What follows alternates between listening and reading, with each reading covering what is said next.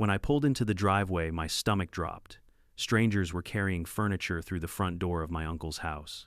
A moving truck blocked the mailbox, kids were running across the lawn, and a bold red "sold" sign stood right where my uncle's rose bushes used to be. I slammed the car door and shouted, "What are you doing in my house?" The man with the clipboard didn't even flinch. "Your house, we bought it 3 weeks ago," he said. "Bought it? That was impossible. I never listed it. I never signed a single paper." Then she appeared, Addison Young, the HOA president, dressed in her trademark pastel suit and smug smile. She claimed she had authority to sell abandoned homes under HOA law. But there's one problem: my uncle's property was built in 1965, decades before her HOA ever existed. She thought I'd just walk away. She had no idea who she was dealing with, because buried in my uncle's old files were documents that would tear her empire apart. Before we dive in, comment your city and local time and hit subscribe, because this HOA story is about to get unbelievable. I still remember the smell of my uncle's house, pine wood floors, old books, and the faint aroma of pipe tobacco that somehow lingered even years after he quit smoking. My Uncle Raymond Brown wasn't just my uncle, he was my father in every way that mattered. When I lost my parents in a car accident at 12, he took me in without hesitation. He raised me in that very house, the same one I now stood outside of watching strangers move in like they owned the place. Back then, Uncle Ray used to tell me, "This house has bones, Will. Real homes are built to last, not like those cookie-cutter boxes the HOA loves so much." He said it with that half-smile of his, always halfway between humor and warning. At the time, I didn't understand what he meant. Now, standing in the chaos of a stolen home, I understood everything. Uncle Ray's property sat on a peaceful 3-acre corner lot, just outside of Maple Ridge. The land sloped gently down toward a line of oak trees, and the house itself was a 1,965 craftsman masterpiece, big windows, wrap-around porch, hand-carved beams. It was the kind of place you couldn't build anymore, not with today's codes and committees. He maintained it himself, right down to the copper gutters he polished twice a year. The place was entirely paid off, and it carried not just financial value, but emotional weight, decades of laughter, holidays, and memories. When he passed away at 82, it wasn't sudden. He went peacefully the way he lived. He left everything to me: his house, his savings, even his old woodworking tools. His will was straightforward and notarized by the same lawyer he'd used for 30 years. There was no confusion, no loose ends. It was, as the probate attorney put it, the cleanest inheritance case I've seen all year. After his funeral, I began the legal process. 4 months of paperwork, phone calls, and verification later, the deed was officially transferred into my name. The county recognized me as the sole owner of 342 Maple Ridge Drive. No liens, no debts, no shared ownership. Completely mine. I can still remember holding that deed in my hands, feeling a mix of sadness and pride. My wife Sarah placed her hand over mine and whispered, "He'd be proud of you." Our 2 kids, Ethan and Lily, jumped around the room already planning which bedrooms would be theirs. For the first time in years, life felt like it was moving forward. We'd been renting a small 2-bedroom apartment in the city, and the thought of fresh air, wide space, and freedom made me feel alive again. But Uncle Ray had always been cautious. A few weeks before his passing, he'd mentioned something odd to me during our last porch talk. "Will," he said quietly, "if you ever move in here, keep your guard up. There's a woman down the road runs the homeowners association, always trying to rope me in. Claims my land belongs under her rules. Don't believe a word of it." I'd laughed at the time, thinking it was just an old man's annoyance with bureaucrats. "Uncle Ray, you don't even live in their subdivision," he chuckled. "That's what I said. But they like to pretend otherwise. Watch out for her. She's the kind that smiles while she's sharpening the knife."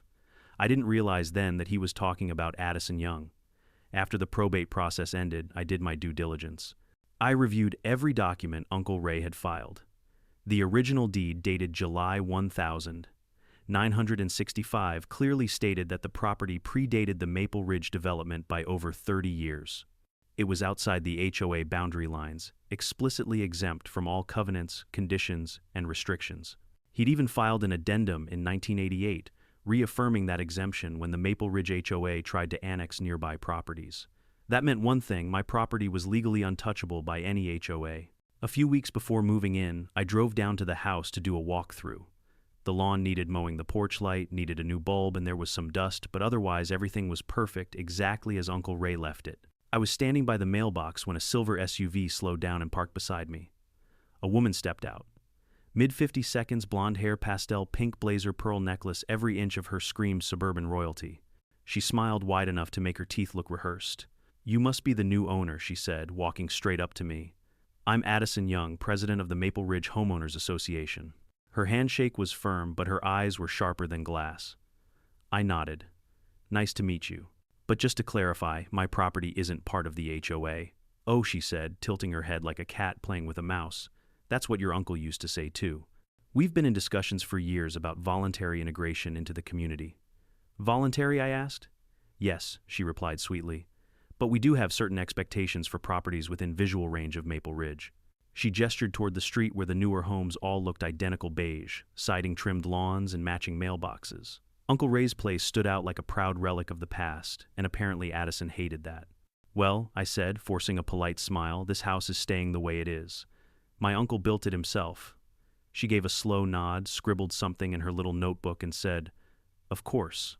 Just let us know your move-in timeline. We like to keep our records up to date." Something in her tone set off a small alarm in my head. Records for what? When she drove away, I stood there for a long moment, uneasy.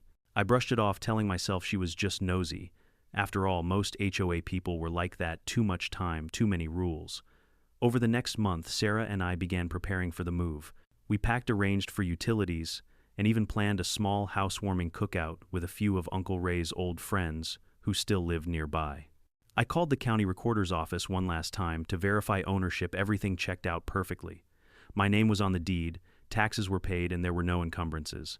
The night before moving day, I drove by the house one more time.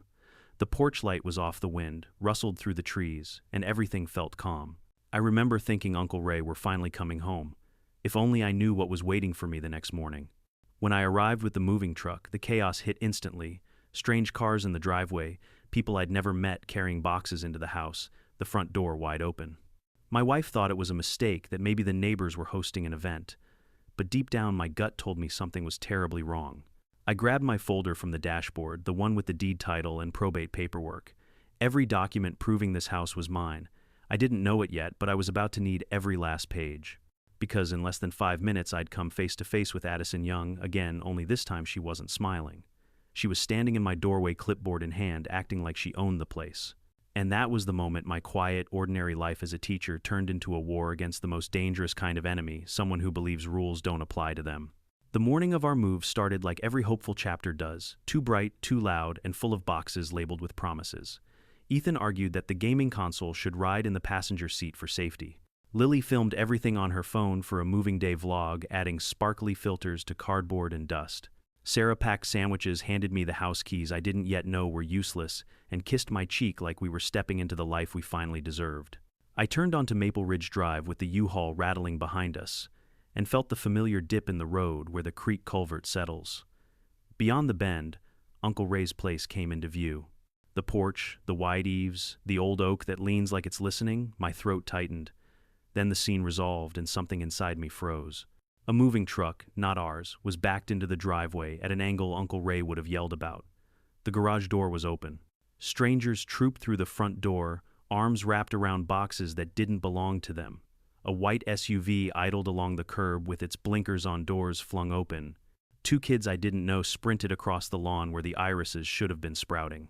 And stabbed into the front yard like a flag over conquered ground stood a red sold sign with a plastic rider that said, "Closed in 14 days. I braked so hard the seatbelt snapped me back. "No," I said aloud, as if the word could reset the image. Sarah leaned forward, eyes wide. "Will, what is this?" I pulled up, climbed out, and heard myself shout before my feet even found the grass. "Hey, stop! What are you doing in my house?" A guy in his early 40s turned from the tailgate of the truck, a clipboard in one hand and a roll of blue painter's tape in the other. He looked at me the way people look at the ocean when a storm changes direction, concerned, not intimidated. "Sir," he said. "Can I help you? That's my question," I snapped. "This is my property. Why are you here?" He glanced toward the front door, then back at me. "We're moving in," he said simply. "We closed 3 weeks ago." Every word landed like a nail. "Closed," I repeated. 3 weeks ago, a woman stepped out from the entryway carrying a box labeled pantry. She had a kind face and the kind of cardigan that tries to put out fires. "Is everything okay?" she asked her husband, then looked at me. "I'm Rebecca. This is John. We're the well-new owners." I felt the edges of the world push inward. I turned, yanked open the glove compartment in the pickup, and pulled out my folder, The deed, the probate order, tax receipts, the whole fortress of paper Uncle Ray had taught me to keep. I held up the deed. No, you're not. I am. We stood on the lawn like actors who'd been given different scripts. John shifted his weight, then held up his own folder. Sir, I don't want a confrontation. We purchased this property through a legitimate sale. You should talk to your agent. My agent, I whispered the word foreign in my mouth. I never listed this house. He handed me a photocopy of a purchase contract. The header showed a brokerage I recognized from yard signs up the road. The property description matched Uncle Ray's parcel exactly. My eyes jumped to the signature page and stopped cold. My name, in my own tight slanted hand. Except it wasn't mine. The forging was good, too good. Whoever did it knew my habit of dragging the downstroke of the B in brown like a tail. They'd even imitated the way I sometimes forget to dot the I in William and then impatiently add it afterward, slightly off-center. It was like looking at a version of myself I didn't remember being. A notary stamp floated beside it, clean, an official Mark A. Young Notary Public Commission expires. The date was current. Something hot flashed behind my eyes. This is fake, I said, hearing the thin edge of panic in my voice. This is not my signature. This sale is illegal. I'm sorry, Rebecca said softly, but we paid. We sold our old house. We wired the money she swallowed. We did everything right. Sarah joined me, slipping her hand into the crook of my elbow like an anchor. Ethan hovered, deciding whether to be outraged or embarrassed. Lily had stopped filming and was staring at the sold rider like it might sprout teeth. Okay, I said, forcing air into my lungs. We're calling the police. John raised his palms. We already spoke to them when we took possession. They said I don't care what they said. I snapped dialing anyway. Someone committed fraud and stole my house. The dispatcher's voice was calm in the way only people who aren't standing in your life turned crime scene can be.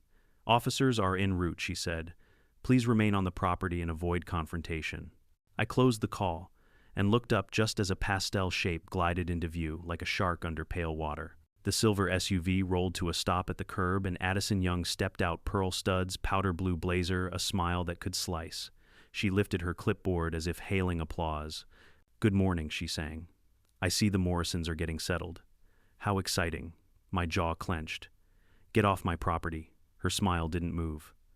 William, isn't it we met last month? I'm Addison, president of the Maple Ridge HOA. I moved toward her until the grass cushioned my steps into menace. My property is not in your HOA. She looked over my shoulder, scanning the mover's progress like a foreman. Abandoned properties within our community boundaries fall under the HOA's responsibility to protect neighborhood values, she recited. This home had accrued significant unpaid dues and violations, and the association took action after due process. I laughed, a brittle, unbelieving sound. What dues? This house predates your subdivision by decades. There is no covenant, no annexation, and no Mr. Brown, she interrupted, flipping a transparent sleeve back on her clipboard and sliding out a document. You'll find that your uncle voluntarily integrated the property in 2010. She held up a copy of a membership agreement, the Maple Ridge logo smudged in the corner like a thumbprint. Unfortunately, she continued, fees have gone unpaid for several years. The board voted to foreclose per our bylaws, and the home was sold to recoup losses. Foreclose, I stepped closer, my voice low. On a property that isn't yours, under covenants that never applied, signed by a dead man who never joined, using my forged signature. Her eyes sharpened to points. Be careful with your words.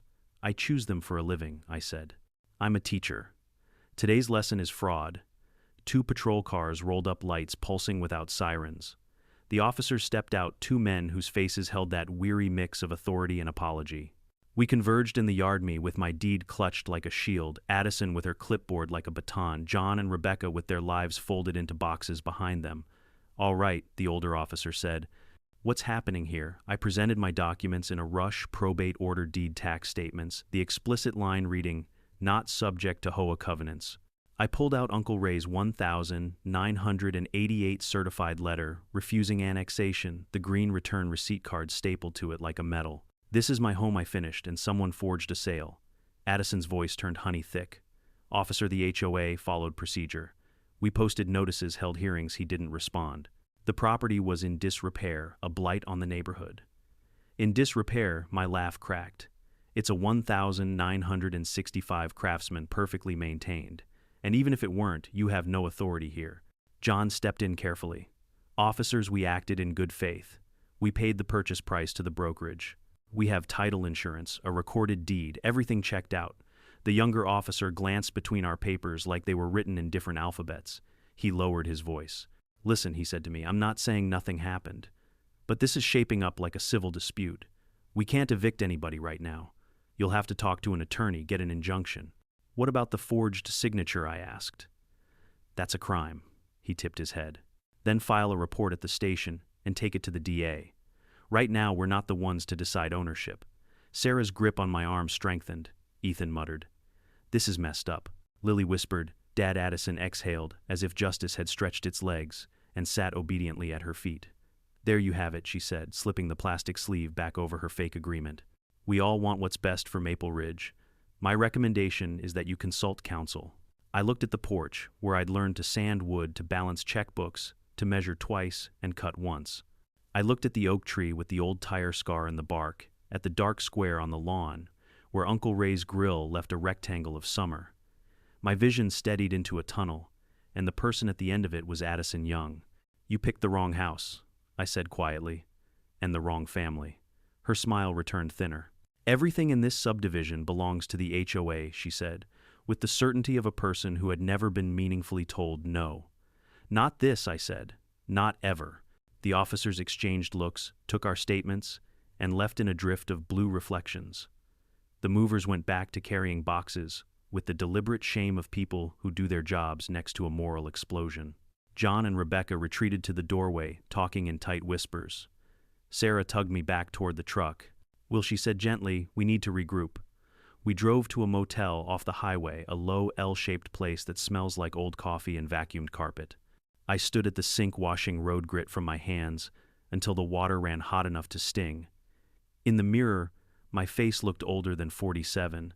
It looked like a man who had been warned and was now very, very awake. I set my folder on the little round table and opened it like a general unfurling a battle map. Deed, probate, tax receipts. Uncle Ray's letters. I thought of his voice. Watch out for her, the one who smiles while she sharpens the knife. My hands stopped shaking. I picked up my phone and dialed Jennifer Miles. Jennifer, I said when she answered. It's William Brown. I need an emergency injunction. My house was stolen. She didn't ask if I was sure. Real professionals can hear truth as a frequency. Tell me everything, she said. So I did. By nightfall, an appointment was set for morning. By morning, we would start dragging sunlight across every shadow Addison had ever stepped into. I was done being polite, done being shocked. If Addison believed the rules didn't apply to her, I would introduce her to a set she couldn't ignore: evidence, statutes, and consequences. Out in the motel parking lot, a sodium lamp hummed. I called home to the past, to Uncle Ray's voice on a reel in my memory. Measure twice, Will. Cut once. I looked down at the forged curve of my name in that photocopied contract and decided where the cut would be. Straight through the lie. All the way to the bone. The next morning, I sat across from Jennifer Miles, a real estate attorney whose office smelled faintly of lemon cleaner and fury. Her hair was tied back, her glasses perched low, and the moment she saw the forged signature, she muttered, "Oh, they're good. Too good. This isn't a neighborhood squabble, Mr. Brown. This is criminal fraud." She pulled a yellow legal pad closer and began listing out steps faster than I could follow. First thing, we're filing an emergency injunction with the county court to freeze any transfer activity on the title. Next, we contact the recorder's office for the original deed log. And finally, we file a criminal complaint with the sheriff's department. I'll handle the civil side, you handle the paper trail. I nodded. Addison Young runs the Maple Ridge HOA. She claims the property was foreclosed for unpaid dues. Jennifer's pen froze mid-word. Foreclosed on a property that's not even part of their association. Exactly. She leaned back, eyes narrowing. Then it's worse than I thought. Their manufacturing authority. We spent the next 4 hours combing through documents. I provided copies of Uncle Ray's letters, the 1,965 deed, the 1,988 HOA rejection, and my probate records. Jennifer cross-referenced everything with the county's system. Then she looked up sharply. There it is, she said. Addison filed liens plural against your property last year. Claims for unpaid HOA fees dating back to 2010. I frowned. That's impossible. My uncle never joined. She fabricated the debt. The county system accepted the filings because they were notarized. I felt my stomach twist. By who? Jennifer zoomed in on the record. Mark A. Young. She clicked her tongue. Any relation. Her brother-in-law, I said quietly. She sat back, exhaling. Classic conflict of interest setup. He's the notary, she's the HOA president. They probably approved the foreclosure in one of their fake meetings, then sold it under the table. I rubbed my temples. So, what happens now? Now, she said, sliding the documents into a new folder labeled Fraud Maple Ridge, we start digging. And we don't stop until she's choking on her own paperwork. That night, back at the motel, Sarah sat cross-legged on the bed, scrolling through her phone. "You're not going to like this," she said. She handed me the screen. It was a Facebook group, Maple Ridge Neighbors Association. Addison's smiling face filled the profile picture under the caption, "Committed to protecting our community's standards." The top post, written the day before, read, "Another neglected property restored to Maple Ridge pride. Thank you to our HOA board for ensuring safety, beauty, and compliance. The previous owner failed to maintain standards, but our team acted decisively for the greater good." The comments section was a war zone of emojis and congratulations. Only one voice dissented. "Didn't that belong to Mr. Brown's uncle?" That comment had been deleted. My pulse throbbed in my temples. She's turning the community against me before the truth even comes out. Sarah squeezed my hand. "Then you make them see the truth." The following afternoon, Jennifer called. "We got the injunction. The title's frozen. Nobody's touching that property until this is resolved." I almost smiled. "That's something." "It's more than something," she said. "It's the first crack in her fortress. But brace yourself, these people fight dirty." She wasn't wrong. The next morning, I woke up to an email from an address labeled Maple Ridge Legal Department. Notice of unpaid fees amount. Due $39,450, property 342 Maple Ridge Drive failure. To remit payment within 10 business days will result in legal escalation under HOA Code 7.3b.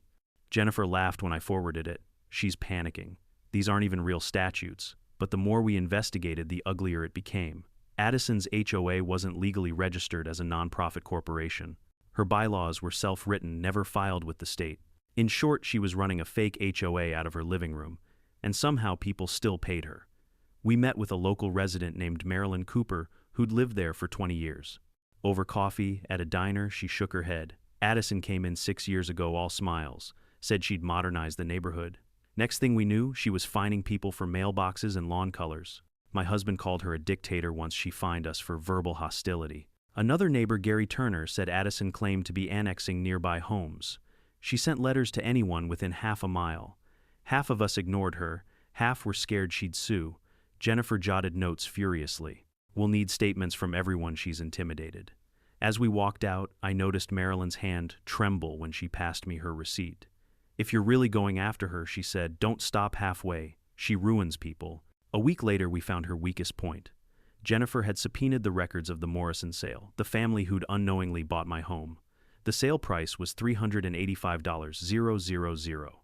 Of that, $50,000 had been wired to a personal account under AY Property Consulting LLC, a shell company Addison owned. The rest went to her husband, Robert Young, a real estate agent with Maple Ridge Realty. "So the whole family's in on it," I said, gripping the table edge.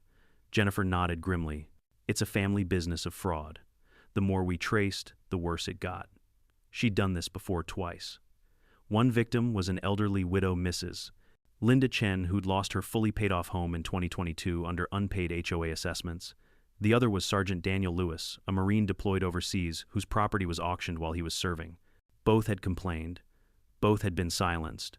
But not this time. Jennifer arranged a meeting with the real Maple Ridge HOA board, the legitimate one representing the original subdivision south of the creek. When we presented the evidence, the board members looked horrified. Their president, Carolyn Hale, said, "We never authorized any of this. Addison runs that breakaway group by herself. We've been trying to get her to stop using our name." That was the moment everything clicked. Addison wasn't even a real HOA president. She was an impersonator running an unregistered association under a stolen name, fabricating debts, forging liens, and flipping properties for profit. Jennifer tapped her pen on the table. "We have her. But I want her in handcuffs, not just in court." The next evening, I drove back to Maple Ridge, parking across from the property that was still technically mine. The porch light was on. Through the window, I saw the Morrisons eating dinner around a table that used to be Uncle Ray's. I didn't blame them. They were victims too. A shadow moved across the street. Addison, walking her tiny white dog, spotted me and stopped. Well, well, she said, that smug smile back in place. Mr. Brown, still loitering, enjoying your walks, I asked. How's your brother-in-law Mark? The name hit her like a dart. Excuse me. Oh, I'm sure he'll explain soon enough. The notary who falsified your documents, he's talking. For a fraction of a second, her mask cracked. Then she regained composure. You're delusional. I stepped closer, lowering my voice. You forged a sale, pocketed 50 grand, and pretended to be a legitimate HOA. You didn't just steal property, Addison, you stole peace of mind. But that ends now. She tilted her head, smiling coldly. You think you're some kind of hero. This neighborhood thrives because of me. I smiled back. Then let's see how it thrives without you. The following week was chaos. News trucks parked along Maple Ridge Drive. The local paper ran the headline, Fake HOA President Under Investigation for Real Estate Fraud. Reporters camped outside Addison's house. Residents gathered in small groups whispering. The facade was cracking and she knew it. That night she stormed into an emergency HOA meeting at the community center. Jennifer and I were already there, quietly sitting among the crowd. Addison took the floor, declaring, These lies are being spread by an angry man who doesn't understand the law. Everything I've done was legal and approved by this board. I stood. Then let's see the board vote, I said. Murmurs filled the room. Addison froze. Someone in the back shouted, We never voted for anything. Jennifer handed a folder to the county investigator waiting by the door. Funny, she said, because your minutes show signatures from people who moved away 5 years ago. Addison's face drained of color. The investigator approached her slowly. Mrs. Young, I think it's time you come with us. And for the first time since this nightmare began, Addison's voice cracked. You can't do this. I am the HOA. No, I said quietly as the officer took her arm. You're just another thief in heels. The room erupted in whispers, cameras flashing, and a strange silence afterward, the kind that follows when power finally collapses. I didn't cheer. I didn't smile. I just exhaled, long and steady. Because it wasn't over yet, not until I had my house back. And now I had the evidence to take it all the way. The morning after Addison's arrest, I woke up to 27 missed calls. Neighbors, reporters, even the Morrisons, everyone wanted to know what would happen next. I didn't have answers yet. All I had were boxes of documents, 2 cups of cold motel coffee, and a burning determination not to let her slip through the cracks like so many before her. Jennifer called at 7:30 sharp. William, get dressed. We're going to the courthouse. She wasn't one for small talk. By the time we reached the county clerk's office, she'd already filed motions to preserve evidence from Addison's seized property. The key, she said, slamming her coffee down, is the money trail. If we can prove she profited personally from every sale, she won't just lose her HOA, she'll lose her freedom. And she was right. Addison's crimes weren't about bylaws or neighborhood disputes. They were about greed wrapped in paperwork. Over the next few days, Jennifer and her legal assistant, Renee Carter, built a war room in her office. Maps, sticky notes, flowcharts. Addison's name was in the center of it all, circled in red. From that circle branched a tangled web of names. Mark Young, notary; Robert Young, realtor husband; AY, property consulting, LLC, Maple Ridge Realty; and finally the victims. We started with Mrs. Linda Chen, a 74-year-old widow who had lost her home in 2022. She invited us into her tiny apartment, serving tea in mismatched cups. Her eyes were weary but steady. She said my husband had signed something years ago, Mrs. Chen recalled, that our property was under her jurisdiction. When I refused to pay her fake fines, she filed a lien. I didn't understand what was happening until it was too late. Jennifer asked, Did you get any notice of foreclosure? Oh yes, Mrs. Chen said bitterly. From a company I'd never heard of, AY Property Consulting. The next week, a for sale sign appeared on my lawn. Her voice cracked. That was the house my husband built with his own hands. I felt my throat tighten. Jennifer's hand paused over her notepad for a second, just enough to show it got to her too. Victim #2 was Sergeant Daniel Lewis, an active-duty Marine who'd returned from deployment to find strangers in his living room. We met him in uniform outside the courthouse. She sold my house while I was serving overseas, he said. Filed a fake HOA lien, declared me delinquent, then auctioned the property for pennies. I had power of attorney through my sister, but Addison told her it was invalid. His jaw tightened. I fought for my country, and this woman stole my home. You tell me how that makes sense. Jennifer nodded. It doesn't, but it's about to. Over the next week, we collected statements from 9 residents, all with eerily similar stories. Each had received threatening HOA letters. Each had been fined for absurd violations, and each had eventually been harassed into compliance or lost property outright. Then the breakthrough came from an unlikely source, Mark Young Addison's own brother-in-law. Jennifer received a call from his lawyer late one night. "He wants to talk," she told me. "He's scared." We met him in a small conference room at the district attorney's office. Mark was pale, trembling, his hands never still. "I didn't know how deep it would go," he said, voice shaking. She said it was just paper cleanup, helping her fix old title records. Then one day she handed me forged signatures and told me to stamp them. I refused at first, but he stopped staring at the table. She threatened to tell everyone I'd falsified documents for years, which I hadn't, not until her. Jennifer leaned forward. "So you notarized fake deeds, fake membership forms, and fake meeting minutes under her direction?" "Yes," he whispered. "She had me notarize a dead man's signature, your uncle's. I told her it was insane." She said, "The dead can't argue." The room went silent. Jennifer exchanged a look with the DA. "If you cooperate, Mark," she said, "we can recommend leniency. But you'll need to testify." He nodded, tears streaking down his face. "I'll do whatever it takes. She ruined my life, too." That was the day the case shifted from civil to criminal. While Jennifer prepared filings, the media lit up. Local headlines screamed HOA president accused of real estate fraud scheme. Maple Ridge residents outraged after fake liens exposed. Neighbors who once defended Addison now turned against her. The pressure mounted. Her once perfect suburban image cracked under the weight of truth. Then, out of nowhere, Addison resurfaced, not in person but through a press statement. It read, "These accusations are politically motivated lies orchestrated by disgruntled individuals. Every action taken under my leadership was legal and approved by our board, except there was no board. There was only Addison. Still, she wasn't done fighting. 2 days later, she filed a counterclaim against me for defamation and interference with HOA operations." Jennifer smirked when she read it. "Good. That means she's panicking. You don't countersue when you're innocent, you countersue when you're cornered." But Addison wasn't the only one losing ground. Robert Young, her husband, quietly vanished from the public eye. Jennifer's investigator, Tom Redding, tracked him to a rental property in a neighboring county. When confronted, Robert cracked under pressure. "I didn't know what she was doing at first," he claimed. "She told me it was all legitimate. But when I saw the wire transfers, I knew." "Where's the money now?" Jennifer asked. He looked down. "Gone. Cars, jewelry, vacations. She burned through it all. We subpoenaed bank records. They painted a staggering picture over $340, 0 inches fraudulent proceeds laundered through shell accounts over 3 years. Each deposit matched a sale Addison orchestrated, all under her HOA's non-existent authority. That's when the FBI stepped in. They'd been quietly monitoring a string of similar frauds across the state. Ours fit the pattern perfectly. Agent Rebecca Nolan, a woman with the composure of a loaded gun, arrived at Jennifer's office carrying a black briefcase. She flipped it open to reveal photos, charts, and emails. "Addison Young," she said, "has been under low-level observation for 18 months. We suspected she was misusing HOA authority, but this," she gestured to my evidence, "ties her to federal wire fraud. That's prison time." For the first time in months, I felt hope rise like sunlight breaking through storm clouds. Still, I couldn't shake one thing: the Morrisons. They were good people who'd lost everything, trying to start a life in what they thought was a safe neighborhood. When I visited them, John answered the door looking exhausted. "Mr. Brown," he said, "we saw the news.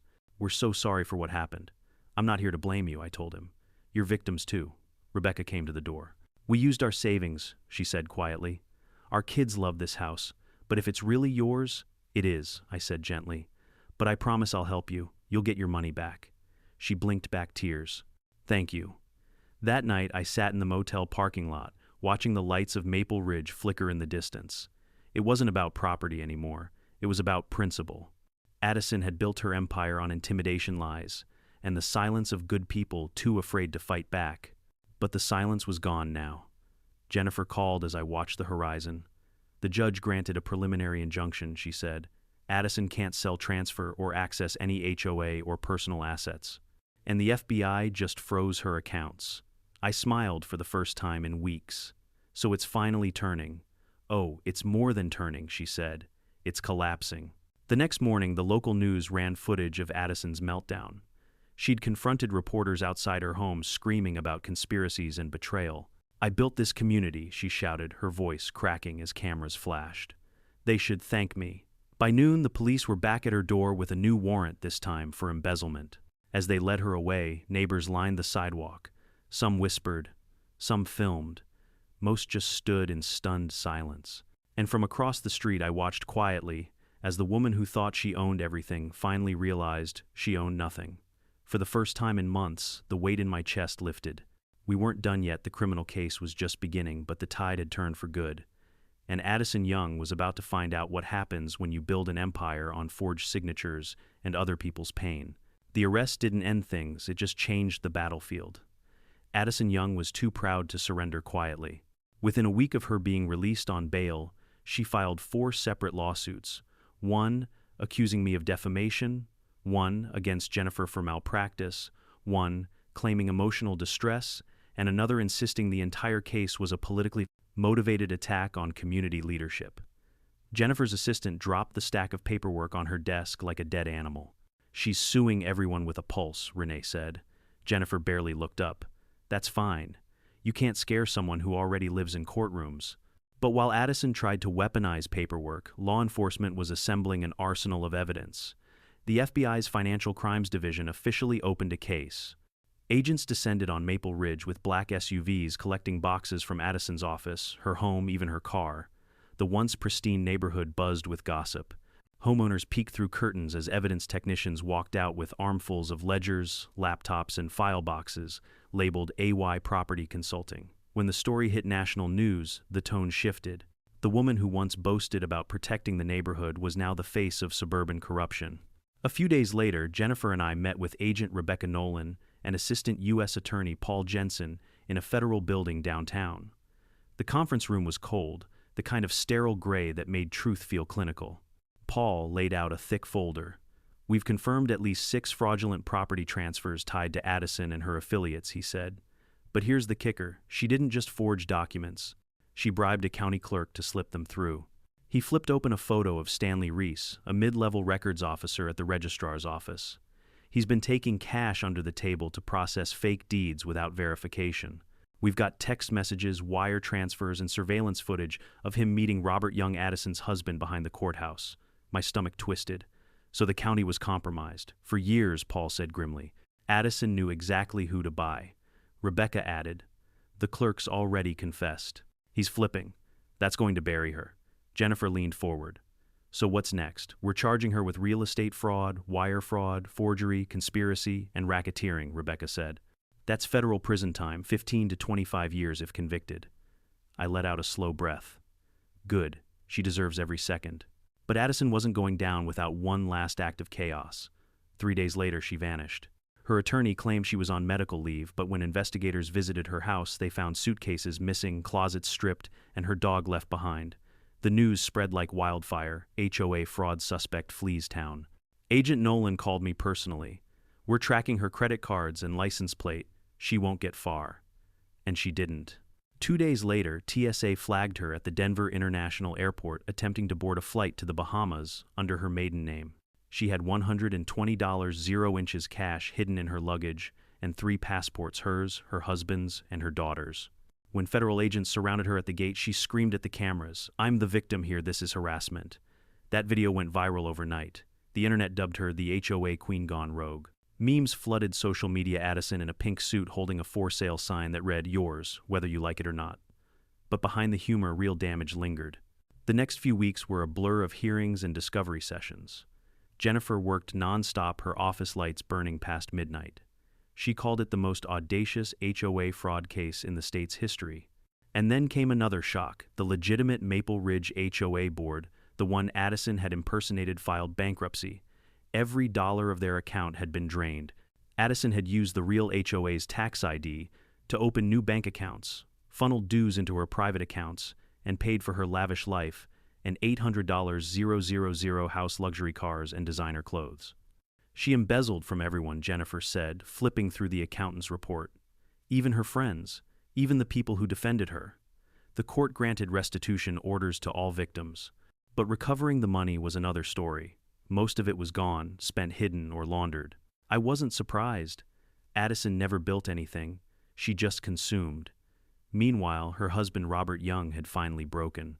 He filed for divorce and immediately reached out to federal prosecutors offering full cooperation in exchange for immunity. In his sworn statement, he detailed everything: the fake shell companies, the staged meetings, even how Addison dictated emails for him to send to homeowners demanding payment. She called herself a visionary, he said on record. But she was just a thief in a business suit. During that time, the Morrison family, the couple who had unknowingly bought my house, faced their own nightmare. Their names were on a fraudulent deed, meaning they couldn't legally stay, but they'd also lost their savings. When I met John and Rebecca outside the courthouse, they looked defeated. "She ruined us," John said quietly. "We did everything right, and we still lost everything." I told him what I'd been thinking for weeks. "You won't lose everything. When this is over, I'll help you. We'll make it right." They stared at me stunned. "William," Rebecca said, "you don't owe us anything." "Maybe not," I said, "but I owe Uncle Ray. And he wouldn't want me to win by destroying someone else." Jennifer smiled when I told her my plan later. "You have more decency than most people in this business," she said. Addison underestimated that. The criminal case accelerated like a train with no brakes. Every day brought new revelations: bank transfers, fake invoices, even an email Addison sent to Mark that read, "If they're too stupid to read the fine print that's on them." The public outrage was explosive. Former HOA members held community meetings demanding reform. Homeowners across the state shared horror stories of abusive HOAs. Legislators took notice. Senator Elaine McCarthy introduced a bill named the Homeowner Protection Act, directly inspired by our case. It would make it illegal for any HOA to file liens without verified judicial approval. For the first time, people were paying attention. Addison had wanted power, but she ended up sparking a movement against everything she stood for. Then came the final revelation: the real scale of her greed. Federal accountants traced her finances back 10 years.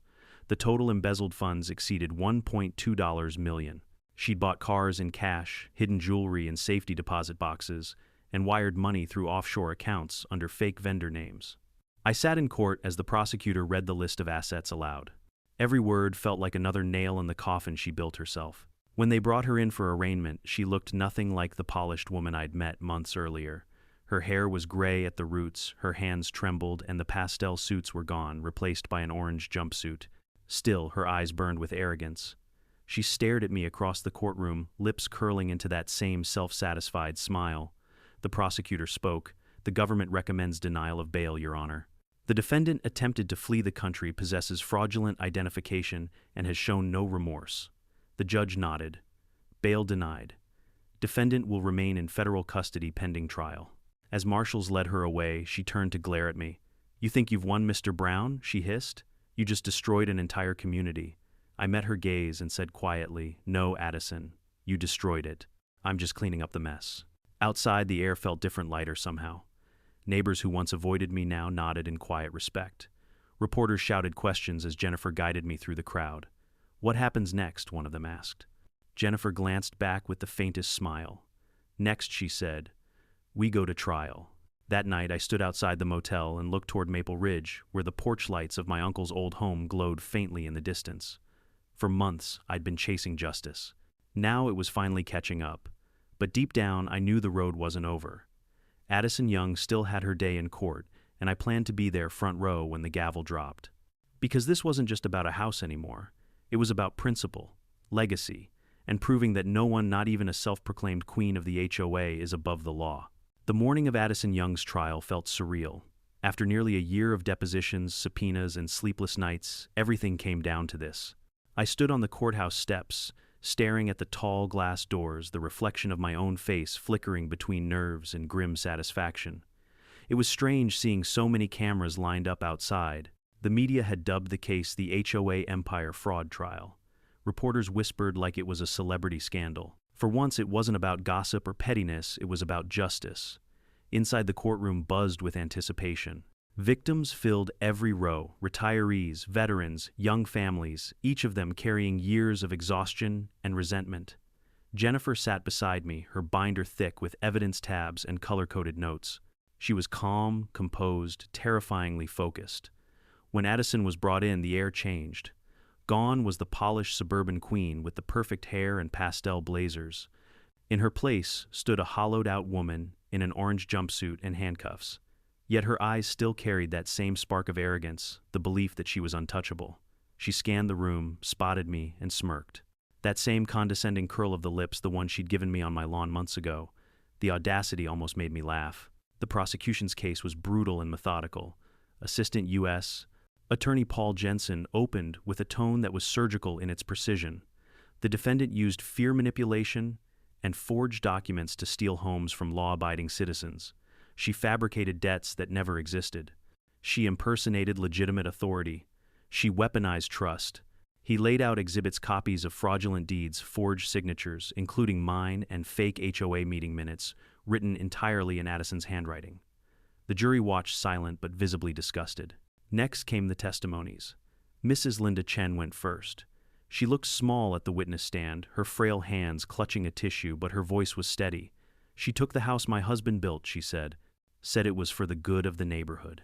When I begged her to stop, she told me I was being uncooperative and fined me for disrespect. Her words cracked halfway through. The prosecutor gave her time, and the jury leaned forward, hanging on every syllable. Then came Sergeant Daniel Lewis, the Marine who'd lost his home while deployed overseas. He testified in uniform, his ribbons glinting under the fluorescent lights. I got back from Afghanistan, and strangers were living in my house, he said. She told me I'd abandoned it. Said the HOA had a duty to protect property values. I fought in 2 wars, and that woman tried to convince me I didn't even own my home anymore. His jaw tightened. She's the only enemy I ever had to fight on American soil. The courtroom erupted in murmurs. Even the judge's gavel couldn't hide the disgust on his face. When Mark Young, Addison's brother-in-law, took the stand, she finally lost her composure. He spoke quietly, head down. She told me to stamp fake deeds, said it was just a formality. I trusted her. Then she threatened me when I tried to stop. Threatened you, how the prosecutor asked. She said, your family. If you go down, I'll make sure you take the blame for all of it, Addison shouted from her seat. That's a lie. The judge banged his gavel. Miss Young, you will remain silent. But she couldn't. They're all liars. They're jealous of me. I built that community, Jennifer whispered. That outburst just cost her 3 jurors. When it was my turn to testify, I took a deep breath and stepped to the stand. Mr. Brown, the prosecutor began. Can you explain to the court how this began? I told them everything from the first time I met Addison by the mailbox to the day I found strangers moving into my uncle's house. I described the fake signatures, the police shrugging it off as a civil matter, the sleepless nights in a motel room trying to piece my life back together. Then I reached for the folder I'd carried for months, Uncle Ray's letters. The courtroom quieted. My uncle kept meticulous records, I said. He warned me about her years ago. In this letter dated 1988, he wrote, "There's a woman trying to force me into her association. Don't trust her. Keep every document, every receipt." I paused, letting the weight of those words sink in. He knew what kind of person she was before anyone else did. He just didn't live long enough to see her fall. The prosecutor smiled faintly. "Thank you, Mr. Brown." As I stepped down, I caught Addison's glare. For the first time, I saw something behind it, not confidence, not anger, but fear. The defense, on the other hand, was pitiful. Her lawyer, a desperate man named Calvin Price, tried to paint Addison as a misunderstood leader who had made clerical errors. She was simply managing community affairs, he argued. She believed she had authority. These were honest mistakes, not crimes. Honest mistakes. The jury's expression said it all. Then came the nail in the coffin, Robert Young, her ex-husband, testifying for the prosecution. "She used me," he said flatly. "She used everyone. I handled the real estate side, but she controlled the documents. Every time I questioned her, she told me I was too small-minded to understand big vision. She said homeowners were sheep, and she was the shepherd." He turned toward her. "You destroyed your own family, Addison." She didn't look up. By the 5th day, the evidence was overwhelming. Emails, bank statements, fake vendor invoices, all showing Addison had pocketed over $1.2 million through her schemes. On the final day of testimony, the prosecutor displayed a photo of my uncle's house, the way it looked before all this began. "This," he said, "is what greed destroys. This is what arrogance costs. It's not just about money, it's about trust, history, and the quiet dignity of home." When he finished, you could hear people sniffling in the gallery. Even the bailiff looked moved. The jury deliberated for 90 minutes. When they returned, the foreman's voice was steady. "We, the jury, find the defendant guilty on all 27 counts." The room exhaled as one. Mrs. Chen wept softly. Sergeant Lewis bowed his head. I just sat there still, the weight of a year's worth of fight finally slipping from my shoulders. Addison didn't flinch. She stared straight ahead, jaw tight, as if refusing to acknowledge reality. Judge Ramirez spoke with a gravity that filled every corner of the room. "Miss Young, you abused authority, violated public trust, and caused immeasurable harm to innocent people. You are hereby sentenced to 18 years in federal prison restitution in the amount of $1.2 million and forfeiture of all personal and business assets. The gavel struck like thunder. She turned to me one last time, lips trembling. You think you've won, Brown? I met her eyes. No, the truth did. But the victory wasn't clean. The Morrisons, the family who bought my house in good faith, were still in legal limbo. Even with Addison convicted, their title remained tangled in fraud. Jennifer sat across from me in her office, reviewing the papers. Legally, they own it through a voided deed, but morally it's yours. The court can't just erase their loss. So what do we do? I asked. She looked up. You buy it back, at full value. That way they recover their savings and the property returns to you the right way. I hesitated. That's almost $400,000. She shrugged. You'll get restitution from the case. And you'll sleep at night. She was right. A month later, I met the Morrisons in a quiet notary office downtown. We signed the papers, exchanged handshakes, and Rebecca cried when I handed her the check. You didn't have to do this, she whispered. I did, I said, because that house was never about money. The restitution fund was divided among the victims. Mrs. Chen used hers to move into a smaller home near her daughter. Sergeant Lewis bought back his property from foreclosure, the government covering his legal fees. As for Addison, she was transferred to FMC Carswell, a federal prison for white-collar offenders in Texas. Word spread that she spent her days working laundry duty far from her marble countertops and HOA clipboards. Justice had arrived, maybe not perfect, but real. Still, when I stood outside Uncle Ray's restored house months later, the wind carrying the smell of pine wood and soil, I realized something deeper. No victory could undo the damage she'd caused. But it could make sure no one else would ever suffer from her lies again. And that, I decided, was enough. 6 months after Addison Young's sentencing, the house on Maple Ridge finally felt like mine again. Not because the papers said so, not because the courts ruled in my favor, but because I could breathe inside it without feeling invaded. The day I moved back in, the first thing I noticed was the silence. No movers, no police, no arguments echoing through the walls. Just the creak of the old floorboards and the faint scent of pine sap that had somehow survived every storm. Sarah stood in the doorway with a smile that could rebuild cities. You sure you're ready for this? She asked. I was born ready, I said, though my voice cracked a little. I placed my hand against the wooden doorframe Uncle Ray built himself and whispered, We're home, old man. We spent the next few weeks restoring everything Addison had tried to erase. I repainted the porch railing the same dark oak stain. Uncle Ray repaired the creaky steps and reinstalled the weather vane that had been tossed aside during her so-called renovation phase. Ethan helped patch up the garage, while Lily planted new irises along the front walk, bright purple, just like the ones Addison had trampled under her fake for sale sign. Every nail I hammered felt like closure. Every brush stroke felt like defiance. But the house wasn't the only thing changing. The neighborhood itself was unrecognizable. The real Maple Ridge HOA had dissolved entirely and reformed, under new leadership, honest, transparent people who actually served the residents instead of controlling them. They held open meetings, published financial statements, and even invited me to speak at one of their first gatherings. At first I hesitated. Standing in front of 50 people in the same community where I'd been humiliated didn't sound appealing. But Jennifer convinced me. You're not speaking as a victim, she said. You're speaking as the guy who exposed the system, the one who didn't back down. So I went. When I stood before that crowd in the newly repainted community center, I saw familiar faces, people who had once looked away, unsure of what to believe. Now they watched me with something new in their eyes, respect. I'm not here to talk about revenge, I began. I'm here to talk about accountability. I told them about Uncle Ray, how he'd spent his life keeping records because he understood something most people didn't: paper is power. I explained how Addison manipulated that power, how easily people fall for confidence when it wears a smile. I told them that silence is what feeds corruption, not malice, not greed, just silence. When I finished, they stood up and clapped. Not out of pity, but solidarity. It was the first time I felt peace since this nightmare began. Soon after, the state legislature passed what the news called the Homeowner Protection Act, nicknamed informally by local reporters as Raymond's Law. It required all HOAs in the state to register annually with proof of bylaws, board elections, and independent financial audits.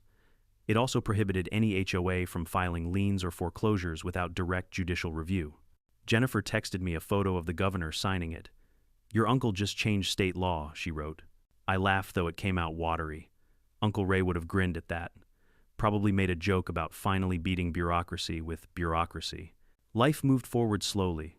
but beautifully. The Morrison family, whose nightmare began in my driveway, found a new home a few miles away. John opened a small hardware store. He said he wanted to sell honest nails for once, and Rebecca started volunteering at the local food bank. They visited often, bringing cookies and stories about how their kids were settling into school. We became friends, not bound by guilt anymore, but by shared survival. Mrs. Chen sent me a letter one spring morning, written in delicate cursive. I walk past my new garden every day and think of the people who fought for me. I hope your home brings you peace. You brought it back to all of us. Sergeant Lewis called too. Got my place back, he said. Even painted the porch red. My wife hates it, but after what happened, I'm painting it however I damn please. We laughed like old friends. Addison, on the other hand, faded into obscurity. Now and then, Jennifer forwarded updates from federal records. Addison had been transferred to a minimum security prison in Texas, where she worked laundry duty and attended court-ordered therapy sessions. Her divorce from Robert finalized quietly. Her children refused to visit. Her assets were long gone, liquidated, seized, repurposed into restitution funds that rebuilt lives she'd broken. The woman who once demanded to be admired now folded bedsheets for 12 cents an hour. Some nights I wondered if she'd learned anything. Probably not. People like Addison don't learn. They rationalize. But that was no longer my concern. It was early summer when the last loose thread of the story tied itself off. While clearing out Uncle Ray's attic, I discovered a small tin box wedged behind a beam. Inside were old receipts, postcards, and a neatly folded letter addressed to me dated July 2017, a year before his death. The letter began, "Will, if you're reading this, it means the house is yours now. You've probably already met that woman down the street, Addison something. She's been trying to rope me into her little empire for years. She's clever, but she's careless. Keep records, keep copies, and never let anyone tell you what belongs to you. And if she ever comes after this land, don't fight angry, fight smart." I read that line 3 times. Fight smart. Uncle Ray had always been practical like that. No revenge, no shouting, just precision. It was his quiet kind of wisdom that got me through this entire mess. I placed the letter back in its envelope and sealed the box again, this time setting it in the study right beside his framed photo. I whispered, "You called it, old man. You saw it coming." By the time fall arrived, the house had fully come alive again. The wooden floors gleamed, the air smelled of cinnamon and varnish. Sarah hung family photos along the hallway, the 4 of us on the porch, Uncle Ray smiling from the old frame beside them. One evening I stood outside watching the sunset stretch across the lawn. The neighborhood was quiet, no HOA patrols, no gossip, no clipboard wars, just the hum of sprinklers and the rustle of leaves. Ethan came up beside me now, tall enough to rest his chin on my shoulder. "Dad," he said, "are we staying here for good this time?" I smiled. "Yes, son, for good." He nodded, satisfied. Grandpa Ray would have liked that. I looked at him, the glow of the setting sun catching in his eyes, and felt something unshakable settle inside me, peace. In the months that followed, Jennifer and I worked together on homeowner education workshops across the state. We taught people how to read deeds, verify HOA legitimacy, and spot scams. What started as vengeance had become something bigger: prevention. People stopped me in grocery stores, at gas stations, at town halls. They didn't call me the guy who sued the HOA. They called me the guy who fought back. I didn't do it for fame or validation. I did it because Uncle Ray taught me that homes aren't just property, they're stories carved into wood and earth, the echo of the people who built them. The night before Christmas, Sarah and I stood on the porch under strings of golden lights. Snow dusted the roof, and the air smelled like pine and wood smoke. Across the street, the new HOA board president waved, carrying a casserole dish. The community finally felt like what it was supposed to be: neighbors, not overseers. As the first snowflakes drifted down, I whispered, "We made it, Ray. You were right all along." Sarah slipped her arm through mine. "What are you thinking about?" I smiled.